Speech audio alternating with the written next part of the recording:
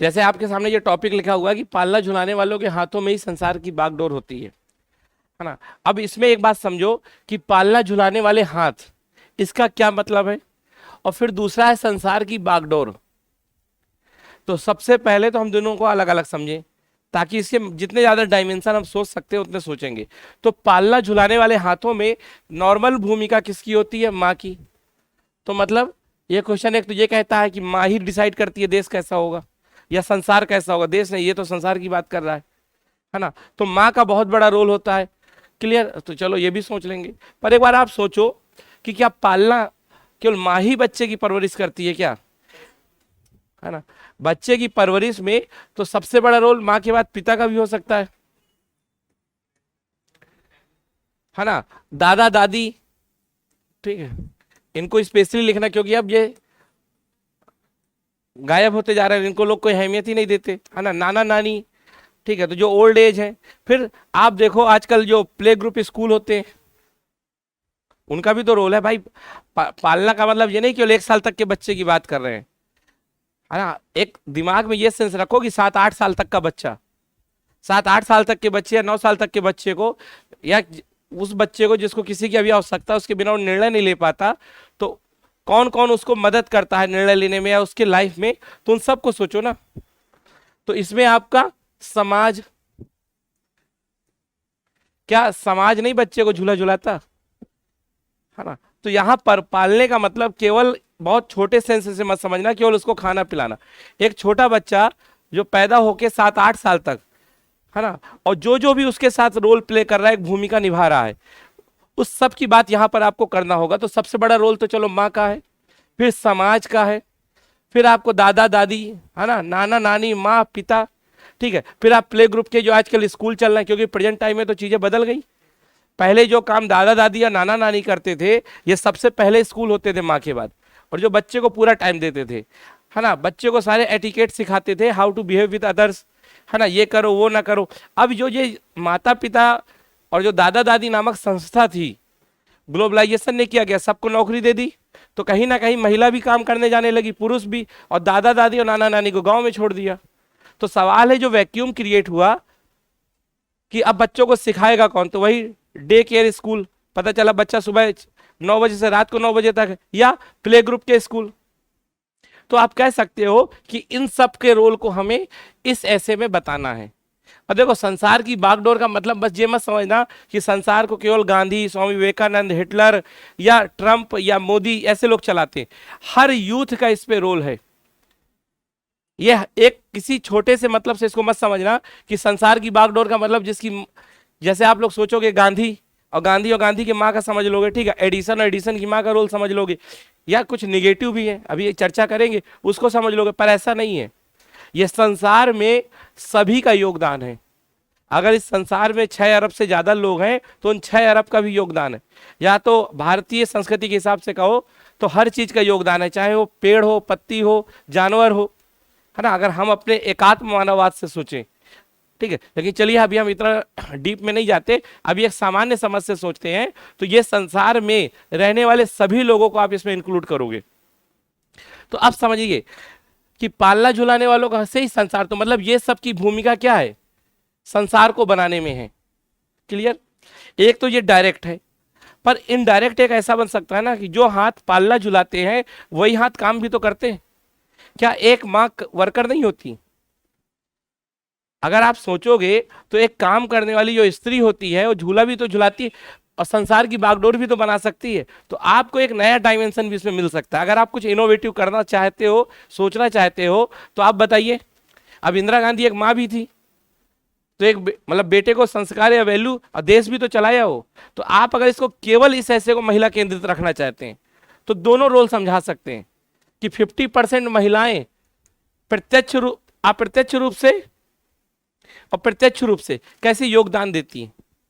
अगर आप एक नया डायमेंशन दिखाना चाहते हैं, बहुत इजी ऐसा नहीं लिखना चाहते, तो आप ये भी दिखा सकते हो, ठीक है।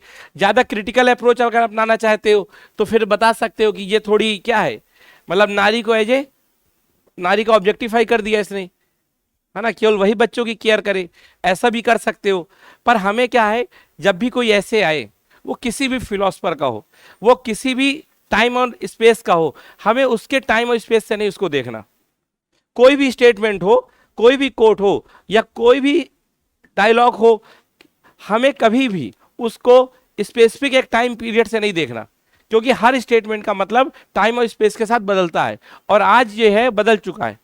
आज सिंगल पेरेंट भी होते, करण जौहर है ना, माता है या पिता ये अलग बात, लेकिन जो भी है ठीक है ना, सिंगल पेरेंट आजकल होते हैं, और कहीं ना कहीं बच्चे आजकल पिता के ज्यादा क्लोज होते हैं, माता से डरते भी है लेकिन पिताजी के साथ बहुत खेलते हैं। आप देखो तो जो नई जनरेशन आ रही है उसके हिसाब से ये अलग आप देख सकते हो, है ना। विराट कोहली पेरेंट, आप देखो उसने क्या लिया था, लीव लिया था, तो आप उससे इसको जोड़ सकते हो। तो कहने का मतलब इसके बहुत सारे डायमेंशन निकल सकते हैं। अगर आपकी राइटिंग स्किल बहुत अच्छी हो तो आप सारे डायमेंशन कवर कर सकते हो। राइटिंग स्किल ना अच्छी हो, वही फिर जुगाड़ वाली तकनीक की है, क्योंकि हर आदमी की राइटिंग स्किल तो अच्छी नहीं होती, और हर आदमी को 135 के आसपास तो मार्क्स चाहिए ही चाहिए कंपटीशन में बने रहने को, है ना। स्पेसिफिक हिंदी मीडियम को, क्योंकि इंग्लिश मीडियम वाला वो कवर कर लेगा जीएस से, है ना। और आप देखोगे अगर आपके 135 आ रहे हैं तो बहुत ज़्यादा आपको प्रॉफिट हो सकता है। तो यहां हम क्या देखेंगे, यहां पर हम केवल इतना समझेंगे, पालना झुलाने वाले हाथों में ही संसार की बागडोर होती है, और इसमें हम समझ जाएंगे महिलाओं का डायरेक्ट रोल या समाज का, संस्कृति का, सबका। पर आपसे एक सवाल ये पूछना चाहता है कि ऐसा क्यों होता है, जो पालना झुला रहे हैं वो क्या करते हैं जिससे संसार डिसाइड होता है? आप ये बताओ, ये लिंक कैसे बनाओगे आप? इस लिंक को बताओ आप कैसे बनाओगे?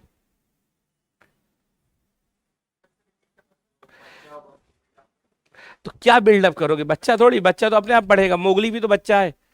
पर मोगली में और गांधी में क्या अंतर है भाई? मोगली या गांधी, या मोगली या एक मान लो एडिसन मोगली, या मान लो हिटलर मोगली, और गद्दाफी मोगली, और मान लो रावण, है ना, राम, इन सबको आप समझो ना कैसे। तो क्या है ये? पूरा का पूरा एथिक्स का क्वेश्चन है। हाँ, सबसे मेन जो वर्ड आपने यूज किया वो है वैल्यू। वैल्यू का सबसे बड़ा रोल है। आप जो भी काम करते हो तो वो क्या, कहां से होता है? आप जो भी काम करते हो वो आपके चरित्र को रिप्रेजेंट करता है। आपके द्वारा देखो, संसार बेहतर मतलब संसार में सब अच्छा काम हो रहा हो, यही है ना संसार बेहतर का मतलब। ऐसे को जितना इजी लिखोगे उतना ही अच्छा होगा, है ना। तो आप देखो, बेहतर संसार का क्या मतलब है? अब संसार की बागडोर का मतलब या तो एक बेहतर संसार या तो एक खराब संसार।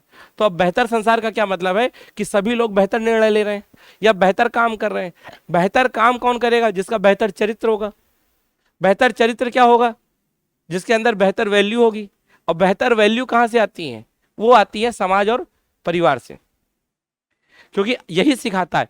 और इसमें आप एक बात और ऐड कर सकते हो कि एक छोटे बच्चे के अंदर सबसे ज्यादा सीखने की कैपेसिटी होती है। एक छोटा बच्चा सबसे ज्यादा चीजें सीखता है, समझ आ रही बात? तो इसीलिए उसको जो सिखा दोगे वो पूरी ताउम्र बना रहेगा। कहा जाता है, अगर साइकोलॉजी आप पढ़ो तो छोटे बच्चे को जो आप सिखा देते हो ना, वो पूरी उम्र कभी नहीं जाता। कहीं ना कहीं वो चीजें उम्र में या उसके एक्शन में दिखती हैं। अगर आप हिटलर को पढ़ोगे तो हिटलर जो कर रहा है ना अपनी जवानी में या अपनी एज में कर रहा है, वो करवा कौन उससे रहा है? वो करवा रहा है उसका बचपन, क्योंकि बचपन की कुछ ऐसे इंसिडेंट थी कि वो सीख गया। डोनाल्ड ट्रंप, आप डोनाल्ड ट्रंप का बिहेवियर देखते थे कैसे बच्चों की तरह था। G20 की बैठक से उठ गया, है ना, जाना है नहीं जाना, किसी को कुछ बोलना, वो ऐसे नहीं बना, उसको बचपन है वो।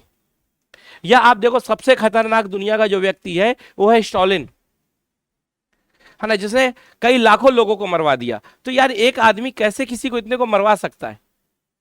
हम लोग एक आदमी को नहीं मरते सामने देख सकते, कोई नहीं देख सकता, तो फिर स्टॉलिन ने कई लाखों लोगों को कैसे मरवा दिया होगा? तो स्टॉलिन की कोई साइकोलॉजी होगी, वो कैसे बनी होगी, वो उसका बचपन ही है। तो हर इंसान का बचपन ही डिसाइड करेगा कि वो क्या करेगा। तो इतना महत्वपूर्ण होता है आपका बचपन। तो ये कहिए कि बचपन केवल बचपन तक नहीं रहता, वो 55 तक या जिंदगी या उम्र के अंतिम पड़ाव तक आपके साथ रहता है। तो जो आपका बचपन है, जो आपके 7 से 8 साल तक लाइफ के हैं, वो लाइफ के केवल 7 या 8 साल तक नहीं रहते, वही रियल में इंसान बना देते हैं। और वो पूरे 90 साल तक, 100 साल तक जो जिएगा, वहां तक उसके प्रभाव उसमें दिखेंगे। क्योंकि एक इंसान का व्यवहार उसकी अभिवृत्ति से डिसाइड होता है, एटीट्यूड से। और एटीट्यूड कहां से बनता है? उसके आसपास के माहौल से देख के, है ना। अरे एक इंसान, आप देखो, एक मूवी आपने देखा होगा फरारी, देखा होगा फरारी। तो फरारी का एक इंसिडेंट देखा कि फरारी में जब रेड लाइट क्रॉस कर देता है हीरो, तो अगल बगल देखता कोई नहीं मिलता, तो फिर जाता है ढूंढता हुआ, तो उसे गार्ड मिलता है, तो गार्ड से कहता है कि मेरा चालान कर दो। तो गार्ड कहता है बेवकूफ हो क्या, कोई अपने हमारे पास खुद ही नहीं आता, लोग भागते हैं। तो कहा देखो मैं इसलिए नहीं आया कि लाल बत्ती से ये सब, मेरे साथ मेरा लड़का है, ठीक है, और मेरे लड़के के ऊपर क्या असर पड़ेगा ये मैटर करता है। अगर आज मैंने रेड लाइट क्रॉस कर दी और मेरा जो बेटा है उसके ऊपर इसका असर पड़ गया कि रेड लाइट क्रॉस करना अच्छा होता है, तो हर बार रेड लाइट क्रॉस करेगा। और रेड लाइट जो क्रॉस करना ना करना जो नियम बनाया गया है, ये नियम सरकार ने अपने लिए नहीं बनाया, समझना, यह चालान कलेक्ट करने के लिए नहीं बनाया। ये नियम वाकई बच्चों को या नागरिकों की सुरक्षा के लिए, है ना। हम लोगों की जो मेंटलिटी करो यार अच्छी बात है, तो भाइयों हम गलत कर रहे हैं अपने साथ, है ना। हमें सरकार से बचना नहीं है, 100 रुपए इंपॉर्टेंट नहीं, 500 इंपॉर्टेंट नहीं, इंपॉर्टेंट है मेरे बच्चे का जीवन। तो यदि बच्चे के अंदर अभिवृत्ति गलत पड़ गई तो ताउम्र उसकी सुरक्षा को खतरा रहेगा। क्यों? क्योंकि उसका एटीट्यूड क्या बन जाएगा, कानून को लेकर नकारात्मक। तो समझ में आई बात कि एक समाज कैसा होगा ये भी वहां का यूथ डिसाइड करेगा। यूथ मतलब उसका बचपन था। तो इस तरह की चीजें आप इसमें जोड़ सकते हो। और रही बात इसमें एग्जाम्पल की, है ना, तो एग्जाम्पल जब लिखना तो केवल पॉजिटिव पार्ट मत लेना। और इतना तो आपने अपने लाइफ में पढ़ा होगा कि गांधी जी का पुतली बाई, क्योंकि गांधी जी का क्या कहते हैं कि पुतली बाई का उनके जीवन में सबसे ज्यादा रोल है। वो कहोगे कैसे? तो आप लोग ने बचपन में जरूर पढ़ा होगा कि गांधी जी धर्म के बिना कुछ करते नहीं है। उनके जो इतने वो मजबूत हैं, उनका जो इतनी सुदृढ़ है या इतने वो हर चीज को लेकर मजबूत रहते हैं, वो धर्म से आया है, क्योंकि उनकी नैतिकता धर्म पे आधारित है। पर सवाल है ये धर्म कहाँ से उनके आया है? वो पुतली बाई से आया है। और पुतली बाई का संबंध गीता से बहुत ज्यादा था, वो गीता बहुत पढ़ती थी। तो इसीलिए गांधी के पूरे चरित्र में गीता दिखती है। और इसीलिए गांधी कहते हैं कि साधन पवित्र होना चाहिए, साध्य नहीं। और यही गीता भी कहता है कि कर्म करो, फल नहीं चिंता करो। तो जो पूरा गांधी का मॉडल है, 5 फरवरी 1920 को जो 22 को जो गांधी आंदोलन वापस ले लेते हैं, वो गांधी नहीं, वो गांधी का बचपन या पुतली बाई के द्वारा लिया जा रहा है। या इसको कंप्यूटर की भाषा में समझे तो हार्डवेयर कैसा हो ये मतलब नहीं करता, सारा काम सॉफ्टवेयर से डिसाइड होता है। सॉफ्टवेयर कौन अपलोड करता है? यही सब संस्कृति, माँ पिता। समझ में आ रही बात? यदि हमें संसार को जेंडर न्यूट्रल बनाना है या वाकई महिला सशक्तिकरण करना है, कितना भी कुछ कर लो नहीं होगा जब तक पालना झुलाने वाले महिला सशक्तिकरण के लिए तैयार नहीं हो जाते। जब तक बच्चा पैदा हुआ फिर उसको आपने पुरुष और महिला बनाना शुरू कर दिया तो खेल खत्म, है ना। कि लड़की ऐसे बैठेगी, लड़की रात को नहीं जाएगी, लड़के को कहीं भी घूम के आओ, ये वो। अगर यही सब चीजें नहीं सुधरेंगी तो आप कभी ये उम्मीद मत करो कि महिला सशक्तिकरण वास्तविक रूप में होगा। तो यदि वास्तव में आप महिला सशक्तिकरण करना चाहते हो या वास्तव में इस दुनिया को जेंडर न्यूट्रल बनाना चाहते हो, तो आपको क्या करना पड़ेगा? ये जिम्मेदारी किसको देनी पड़ेगी? पालना झुलाने वाले हाथों में। देखो ये ऐसे में ज्यादा कुछ लिखने को था नहीं। इसमें आपको क्या लिखोगे? सबसे पहले ये लिखोगे पालना झुलाने वाले से आप क्या समझते हो, सबसे पहले तो आपको ये लिखना है। फिर संसार की बागडोर से कैसे है, फिर इसका इसके साथ लिंक बताना है। फिर आपको कुछ एग्जाम्पल दिखाने, जैसे मैंने कहा वही पितृसत्ता। यदि आप चाहते हो कि हिंदू मुस्लिम का दंगा ना हो या धर्म को लेकर लोगों में सहिष्णुता है, तो ये कब आएगी? जब आप बचपन से बच्चों को सिखाओगे कि अगर मान लो आप बच्चे को लेके जा रहे हो मिड डे मील, अगर मिड डे मील में बच्चा खाना खाता है सबके साथ बैठ के, मिड डे मील केवल बच्चों को पोषण देने के लिए नहीं है, बच्चों को संस्कार देने के लिए भी है। जो हम लोग मिड डे मील को समझते हैं ना कि घर आके खा लो क्या दिक्कत, नहीं। जब एक लाइन में सब बैठेंगे, हिंदू मुस्लिम, ठीक है, ओबीसी, दलित या ब्राह्मण जो भी है, ठाकुर, सब एक साथ जब खाएंगे तो इससे क्या होगा, है ना। वो चीज तो वो संसार का मतलब भारत भी तो है, संसार का मतलब सब कुछ। तो आप समझ सकते हो मिड डे मील से इसको जोड़ सकते हो। यदि समाज मान लो आप महिलाओं को लेकर कुछ गलत बोलते हो, समाज आपकी क्या करेगा? समाज आपको रोकेगा, टोकेगा, तो आप कैसे पैदा होगे? आपके अंदर जेंडर सेंसिटिविटी होगी, है ना? तो हमारी शिक्षा, हमारा धर्म, ये सब बच्चों को क्या करता है? बनाता है। एक बच्चे में जो सॉफ्टवेयर अपलोड होते हैं, जो मूल्य अपलोड होते हैं, वो कैसे होते हैं? धर्म से, मीडिया से। अब आजकल का मीडिया देखो आप, जो गाने हैं आजकल के, मान लो, है ना, जिसमें सबसे ज्यादा आजकल वुमेन का कॉमोडिफिकेशन किया जाता है और स्त्री को एक वस्तु के साथ कंपेयर किया जाता है ना? जैसे एक चिकनी चमेली एक गाना है, उसमें देखो हर बार स्त्री को एक वस्तु की तरह रखा जाएगा, ठीक है? या टोनी कक्कर के सारे गाने ले लो आप, ठीक है? तो ये गाने भी बच्चे सुनते हैं ना, तो ये भी तो झूठ। तो बच्चे के अंदर क्या दिमाग में आएगा? वही कि महिलाएं एज ए ऑब्जेक्ट होती है ना? तो आप उसको देखो, तो मीडिया का भी रोल है, क्योंकि आजकल हर बच्चे के हाथ में फोन है, तो पालना झुलाने का मतलब केवल मां नहीं है, फोन भी है ना? क्योंकि फोन हर बच्चा देखता है। तो कार्टून, अब देखो आप पबजी, तो जब आप पबजी जैसे कार्टून लाओगे और झूला झुलाएगा वही, तो क्या होगा? हिंसा पैदा होगी, फिर बच्चे को देखो आप इरिटेट होगा, है ना? तो इस तरह चीजें आप ऐड कर सकते हो। मीडिया, धर्म का बहुत बड़ा रोल है, क्योंकि माँ धर्म को जब मानेगी, और धर्म की किस वैल्यू को मानती है, सवाल ये है ना कि अब माँ पूजा कर रही है, पता चला पूजा करते समय वो ज्यादा कर्म कांड पे ध्यान दे रही, तो बच्चा भी कर्म कांडी होगा। लेकिन अगर धर्म के कोर पे ध्यान दे रही, मूल्य पे, तो बच्चा भी मूल्य को ध्यान देगा। जैसे पुतली बाई, समझ आ रही बात? तो ये भी चीज है कि जो सारे वैल्यू जितने हैं, जो आप बात करते हो इन्वायरमेंट को लेकर, अरे आप खुद देखो कि आपके अंदर आपकी माँ का ही तो प्रभाव है, जो शाम को पेड़ नहीं तोड़ते। तुलसी की पत्ती भी खाना हो या कुछ भी खाना हो, पेड़ों को क्यों नहीं तोड़ते? ये माँ ही है आपके अंदर। आप सड़क में जाते हो, मंदिर के सामने अपने आप सर झुक जाता है। ये क्यों झुक जाता है सर? क्योंकि ये माँ है और कोई नहीं। माँ या पिता का रोल आप लिख सकते हो, लेकिन रेड लाइट को आप देखो, देखते हो इधर उधर, क्योंकि अभी इसको लेके आपके अंदर क्या हुआ? नहीं सिखाया गया, सिखाना चाहिए था, है ना? ये स्किल सिखानी चाहिए थी। तो जो सोशल स्किल है, अब एक घर में यदि डेमोक्रेसी नहीं होगी, घर में डेमोक्रेसी का मतलब कि माता पिता मतलब समानता का व्यवहार ना करें, और बच्चा घर से ही तो सीखेगा कि हमेशा डिसीजन पापा लेते थे, तो फिर हम भी लेंगे, है ना? जैसे आजकल आप देखोगे ना कि आजकल कई ऐसे एडवर्टीज बनने लगे हैं जो महिला केंद्रित है, मतलब उसमें थोड़ी पुरुष के ऊपर सवाल ज्यादा उठाए जाते हैं कि घर में कैसी केयर होनी चाहिए, जिसमें महिला और पुरुष या बच्चों के साथ सेम व्यवहार होना चाहिए। तो इस तरह अब बच्चे ने सवाल पूछा पिताजी से कि पापा आप ये वाली टीवी क्यों लाए? पापा ने दिया 2 मिला के। सवाल करोगे मुझसे, तो बच्चा जिंदगी में सवाल ही नहीं पूछेगा, और डेमोक्रेसी का मतलब ये सवाल पूछना। तो फिर आप हमेशा से अपने ऊपर वाले को माई बाप समझोगे, तो कभी भी अपने बॉस के खिलाफ आपका सवाल नहीं उठाओगे, और बॉस आपको हमेशा एजे कमजोर या नौकर की तरह रखेगा। और जो हमारी डेमोक्रेसी, हमारी ब्यूरोक्रेसी में दिखता है कि हम आईएएस है, तुम पीसीएस हो, तुम कैसे सवाल कर सकते हो? ये वहीं बचपन से आया कि बड़ों से सवाल नहीं किया जाता। तो ये कौन सी बात हुई? ठीक, आप सवाल नहीं करोगे तो अकाउंटेबिलिटी कहां से आएगी?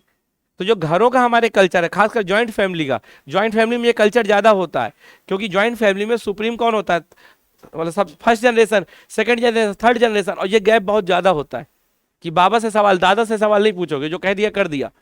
तो फिर क्या है? आपके अंदर इनोवेशन खत्म हो जाएगा। यदि भारत में इनोवेशन नहीं, तो कहीं ना कहीं घर की भी तो दिक्कत है। जो घर वालों ने कहा वो करो, बच्चे से नहीं पूछा जाएगा। फिर बच्चे को यूपीएससी की तैयारी करने की पीछे घर वाले डिसाइड करेंगे, कब तक कर दिए ये भी घर वाले डिसाइड करेंगे। तो कैसा होता जा रहा हो? बिल्कुल क्या समझो, इंसान नहीं, वो वस्तु की तरह हो रहा है। जैसे वस्तु को कब तक यूज करना है, कब तक नहीं करना, ठीक, हाँ, उसकी शादी कहाँ होगी ये भी घर वाले डिसाइड अगर करेंगे, तो ये भी क्या है? कहीं ना कहीं उसका भी तो वस्तुकरण हो रहा है। अब फ्रिज को कहाँ रखना है, कब ये तक फ्रिज चलानी है, दूसरी फ्रिज कब लानी है, ये सब कौन डिसाइड करता है? घर। तो सेम वही चीज है। तो इसीलिए आपको इस ऐसे में बहुत सारे पॉइंट आप लिख सकते हो कि आप जो चीज संसार में देखना चाहते हो, वो पहले परिवार या जो लोग पालना झुलाते हैं उनके हाथों में लाओ। कैसे? हाँ, परिवारवाद, या आप कह सकते हो नेपोटिज्म। नेपोटिज्म भी है, यही है ना कि चलो ठीक है तुम्हारे एडमिशन हम करवा देंगे। जैसे मान लो क्या होता है कि अगर कोई परिचित है तो आप जुगाड़ लगा देते हो, चलो हम फोन कर देते तुम पहुंच जाओ। तो बच्चे के अंदर ये शुरू से आदत हो जाती है। एक बहुत छोटी सी बात बताऊं, पूरी दुनिया में सबसे बड़ी लड़ाई का कारण क्या है, या पूरी दुनिया में गुस्से का सबसे बड़ा कारण क्या है? सबसे बड़े गुस्से का कारण या लड़ाई का कारण है, आप खुद को हमेशा सही मानते हो और दूसरे को हमेशा गलत। मैं ये नहीं कहता कि खुद को गलत मानो, और दूसरे को सही, ये भी गलत है। लेकिन एक बार खुद को देख भी लो कि तुम सही हो गलत। तो यही चीज हमने कहां से सीखी? बचपन से। बचपन में जब हम गिर जाते हैं तो दीवार को मारा जाता है कि गलती हो गई, है ना, ताकि आप चुप हो जाओ। ऐसा होता है ना कई बार कि चलो इसने मारा, तो यहीं से बच्चे के अंदर एक परवरिश शुरू हो जाती है कि गलती दीवार की है, गलती दीवार मतलब इसकी है, गलती उसकी है, और अपनी गलतियों में क्या होता है, नहीं मानता। और ये चीज सीधे उसके पूरे ताउम्र उसकी परेशानी का कारण बनती है ना। यूपीएससी ऐसा नहीं कि ऐसी ये केस स्टडी यहाँ पर, सॉरी ये यही है, केस स्टडी भी एक बार पूछ चुका है यूपीएससी सेम ऐसे ही, जिसमें कहा गया था कि एक स्कूल है, उस मिड डे मील एक हरिजन बनाता है और उन लोगों ने विरोध कर दिया। तो सेम यही चीज तो है। तो कहीं ना कहीं यूपीएससी कुछ चीज चाह रही है आपसे कि आप समझो कि बचपन का कितना बड़ा रोल है। इसीलिए न्यू एजुकेशन पॉलिसी में सबसे ज्यादा फोकस किस पे किया गया? बच्चों पे, बच्चों की सोशल स्किल पे, बच्चों के पढ़ाने के तरीके पे, वो सब चीज कहीं ना कहीं दिखा रहा। और अब्दुल कलाम भी सबसे ज्यादा इसी को मानते थे। और आप ऐसे भी कह सकते हो कि भाई एक बागान कितना खूबसूरत होगा ये माली ही डिसाइड करेगा, है ना। तो बागान की खूबसूरती जब माली के द्वारा डिसाइड हो सकती है, तो वैसे ही ये देश कितना या ये संसार कितना खूबसूरत होगा वो जो मानव का माली हो, क्या परिवार, समाज, माँ। और इसमें आपको उदाहरण कैसे देने हैं? दोनों देने हैं, जिसमें परिवार के कारण अच्छा, परिवार के कारण बुरा। जैसे मान लो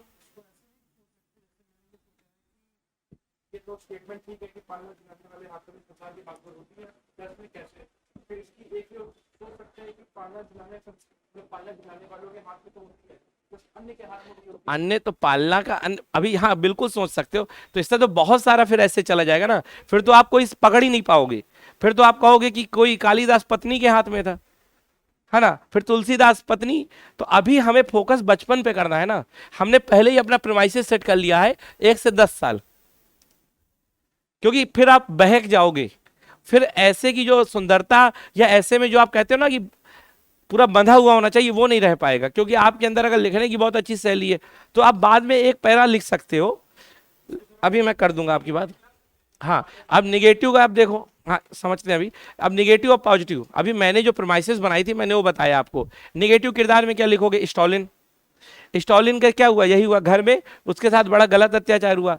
अगर आपको मिथोलॉजी में लेना हो तो कैकसी, रावण की माँ, है ना। रावण के पिता जबकि क्या थे? बहुत आध्यात्मिक, लेकिन माता का प्रभाव ज्यादा था, है ना। विभीषण में पिता का तो देखो आप। लादेन का मुझे पता नहीं, ओसामा बिन लादेन के भी साथ हाँ घर में था, और घर का ज्यादा था, उसके घर का। गद्दाफी, जो गद्दाफी आप देखते हो, ट्रंप, और अच्छों में आप लिख सकते हो महात्मा गांधी, ठीक है। और सबसे इंपॉर्टेंट शिवाजी। शिवाजी जो भी थे वो इतने जो भी शक्तिशाली या साहस था उनके अंदर, उनकी माता से आया था, है ना।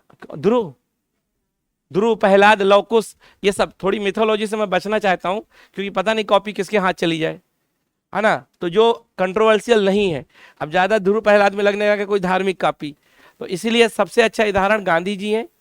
या आप लिख सकते हो भगत सिंह। भगत सिंह पे तो असर उनके चाचा का था, ठीक है। या आप लिख सकते हो कि जीजाबाई या शिवाजी। तो ये 3-4 एग्जाम्पल आपको एक बेहतरीन है, और निगेटिव आपको बता दिया। दोनों बताओगे तो तब ज्यादा क्लियर होगा कि रोल कितना खतर। तो इस ऐसे में क्या करना है कि आप इंट्रो शुरू कर सकते हो। हाँ, इंट्रो आप महात्मा गांधी से या जीजाबाई या ट्रंप से शुरू कर सकते हो कि आखिर ट्रंप ट्रंप ट्रंप मत लिखना, ट्रंप थोड़ी कंट्रोवर्शियल हो सकता है, क्योंकि ट्रंप को लेके अभी उतने ज़्यादा इस पर बात नहीं हुई। 1-2 उसके लेख हैं पुराने द गार्जियन के, उसमें मैंने पढ़ा था। लेकिन आपको जो बता रहे, सबसे ज़्यादा एक गद्दाफी का क्लियर हो चुका। स्टॉलिन का बिल्कुल सब मानते हैं कि वो दिमाग से ही विक्षिप्त था। हिटलर का भी सेम ऐसे ही है। ये क्या मेंटल हेल्दी नहीं है, पर इसका ये मतलब मत सोचो कि आसपास माहौल खराब होता है तो लोग, तो इस तरह तो एक एग्जाम्पल आपको अंबेडकर भी मिल सकते हैं। डॉक्टर भीमराव अंबेडकर बहुत संघर्ष में रहे, लेकिन बिल्कुल अलग हुए। बिल्कुल सीखते हैं। आप देखो कई इस पर मीम बने हैं, कई डॉक्यूमेंट्री बनी है कि अगर मतलब पिताजी माताजी को मारते हैं तो बच्चे को ये अपना अधिक, बच्चा भी बड़ा होगा यही सीखता है। जैसे आप देखो जो वेस्ट या खाप पंचायत का कल्चर है ना, वो तो वहीं से आ रहा है ना। तो आप ये भी देख सकते हो, ये तो कोई बड़ी बात नहीं, ये सब चीजें हैं। और ये बहुत इजी ऐसा था, बस इसमें डायमेंशन आपको ज्यादा कर दें। तो आप 2 तरह से लिख सकते हो। एक तो पालना झुलाने वालों में बहुत सारी चीजें रखोगे, माँ से लेके संस्कृति तक, क्योंकि संस्कृति भी आपको झुलाती है, खिलाती है ना। त्योहार आप कैसे मनाते हो, या जो सारे काम है, पूरे दिन, पूरा समय, सब कुछ। और साथ में या तो ऐसे, और यदि आपको केवल माँ तक ही सीमित रखना था तो आप दो तरह से बता सकते थे, एक माँ का प्रत्यक्ष रोल, ठीक है, और एक माँ का इनडायरेक्ट रोल। प्रत्यक्ष रोल तो सीधे रोल है, एक इंजीनियर टेसी थॉमस, ठीक है, एक मान लो दुर्गा भाभी जो क्रांतिकारी थी, है ना, या जितने भी आप ले लो, सावित्रीबाई या ज्योतिबा जी, और जितने भी क्रांतिकारी हुए हैं ना, प्रीतिलता वाडेकर, ये सबको ले सकते हो। साथ में ये माँ भी थी, तो इन्होंने अपने बच्चों को भी अच्छा सिखाया होगा। तो ऐसा नहीं कि 50% जो औरतें हैं, भाई हर घर को जीडीपी में कहीं ना कहीं तो योगदान है, काउंट करो या ना करो। ऐसा थोड़ी कि आप काउंट नहीं कर रहे तो नहीं माना जाएगा योगदान। एक कहावत भी है कि दुनिया की सबसे बड़ी चोरी उसी दिन पकड़ी जाएगी जिस दिन जीडीपी में महिलाओं की सहभागिता को नाप लिया जाएगा। ये सबसे बड़ी चोरी की गई है समाज की आज तक, जो महिलाओं के काम से या महिलाओं की आय से महिलाओं को दूर रखा गया, है ना। तो आप ये भी समझ सकते हो, है ना। इस कोट को लिख लो, कभी भी आएगा कि दुनिया की सबसे बड़ी चोरी या डकैती, जो भी लिखना चाहो वर्ड, है ना, उस दिन पकड़ी जाएगी जिस दिन विश्व की जीडीपी से महिलाओं के कार्यों को नापा जाएगा, है ना। मतलब जो वुमेन्स पार्टिसिपेशन है जीडीपी में, आप समझ रहे हो, आधी, पूरे विश्व की आधी जीडीपी को हमने क्या कर दिया है, बताया नहीं कि ये किसकी है, कहीं ना कहीं है तो महिला की। भाई अगर पुरुष कमा भी रहा है तो पुरुष कैसे कमा रहा है, क्योंकि घर का काम तो महिला कर रही ना। यदि वो ना करती तो पुरुष की आधी इनकम हो जाए। तो यहां से भी आप समझ सकते हो, ठीक। तो इस कोड को हम लोग ऐसे डिकोड कर सकते हैं, है ना। तो चलो फिर आज का टॉपिक